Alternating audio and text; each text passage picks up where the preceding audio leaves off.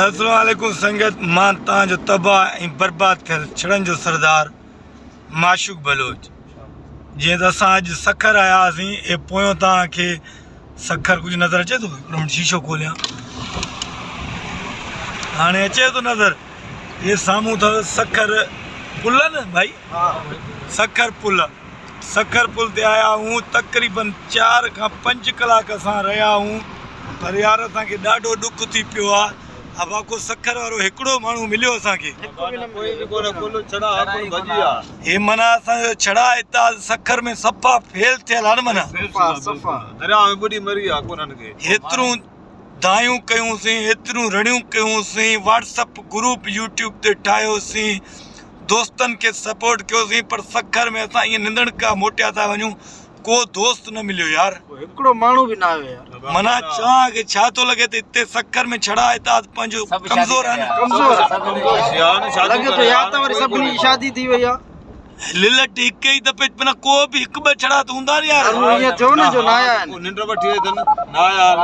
ॿियो हिकिड़ो असांजो शहबाज शरीफ़ छड़ो, शहबाज शरीफ़ बि असांजे भाउ जो नालो आहे, ऐं माशाल्लाह शर्मिला फारूकी जी कंडीशन बि अथसि।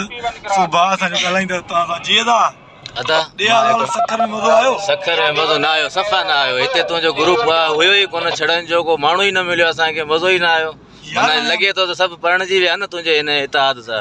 हली इहा बि भली ॻाल्हि आहे, अगरि पणिजी आहे, पर हिकु ॿ त मिलनि आहे, चवनि हा तूं छड़ो ऐं तुंहिंजी रड़ियुनि जे करे असां शादी करे पोइ हाणे हिन वीडियो ते मथां अची वञनि ॾिस। हलो हाणे इहो आहे त माना पोयों सेंटर जे लाइ सखर वारो सेंटर जे लाइ अलाह पनाह ॾे, दुश्मन बि हेॾे न वञे, हणी आंड्रा ई कढी था छॾनि।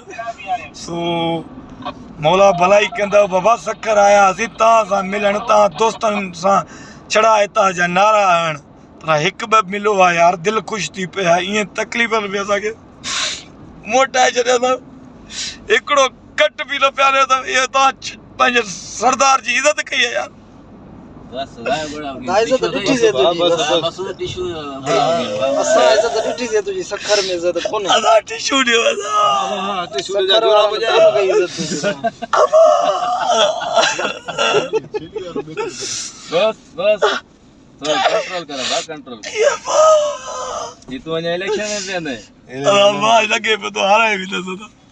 ये चाहे सखर वारो पुला टूस प्लाज़ा सखर वारो टूस प्लाज़ा मां तव्हांखे ॾेखारियां पियो थो। इहो साम्हूं सखर वारो टूस प्लाज़ा, हाज़ा टूस प्लाज़ा, हाज़ा हबीबी, हाज़ा 50 रुपया, हाज़ा 60 रुपया।